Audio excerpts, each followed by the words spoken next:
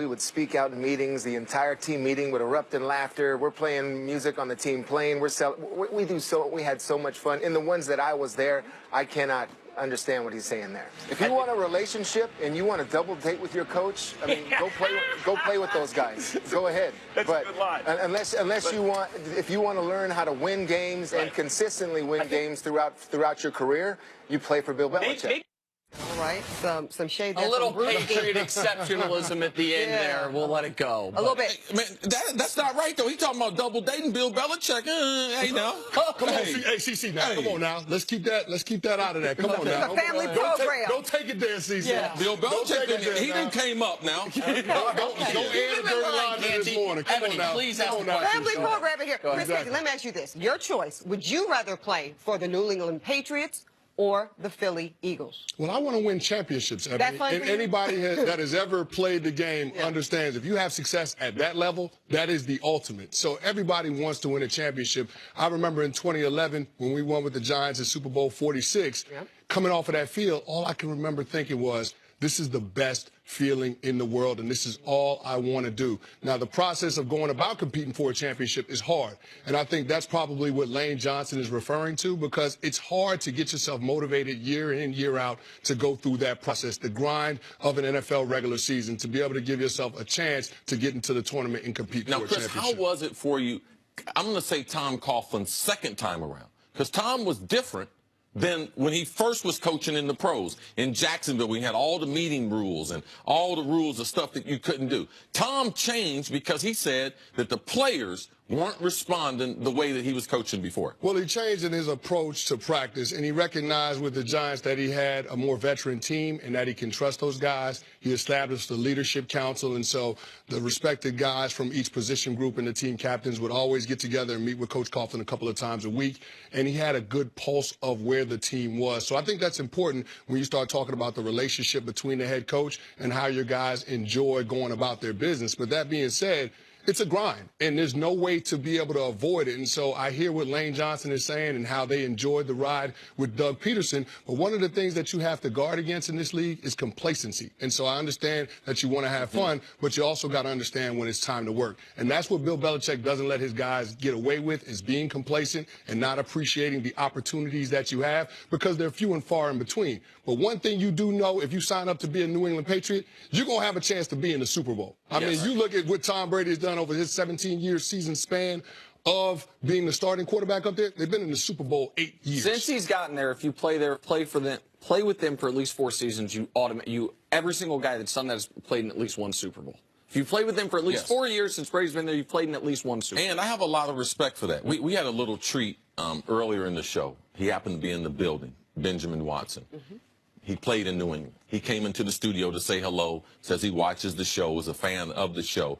We asked him this question, and he was like, there's a difference when you're a younger player and you don't have the confidence and you haven't learned a lot of football. It's hard to play in New England because what they demand from you. But as a veteran player, he said it was very inviting, the amount of football that you learned, and he had enough confidence in himself. But he said when you come to New England, every day you better be ready to get cussed out. So Teddy Bruschi, I got a lot of respect for Teddy.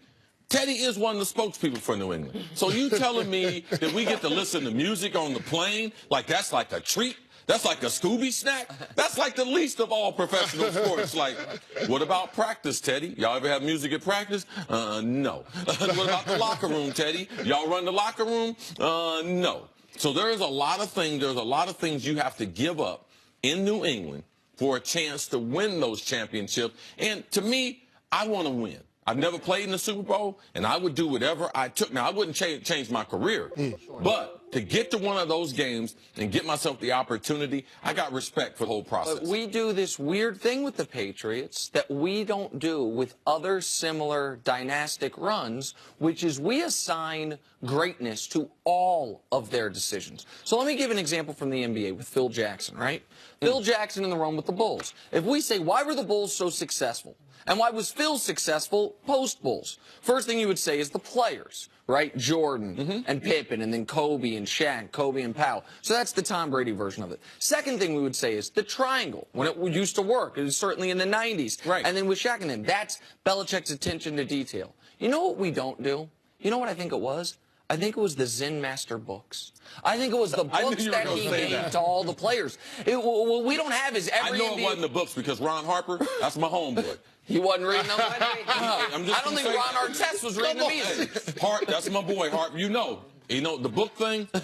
Right. But in the NBA, what we didn't have was a bunch of teams being like, you know what? We're going to have our players meditate, and we're going to give our players books.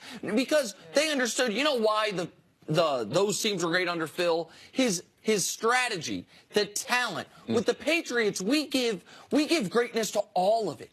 Oh, it's the way they do interviews. Oh, it's the way they're prepped about not saying anything. Some of it stinks. Right, and some of it is just luck.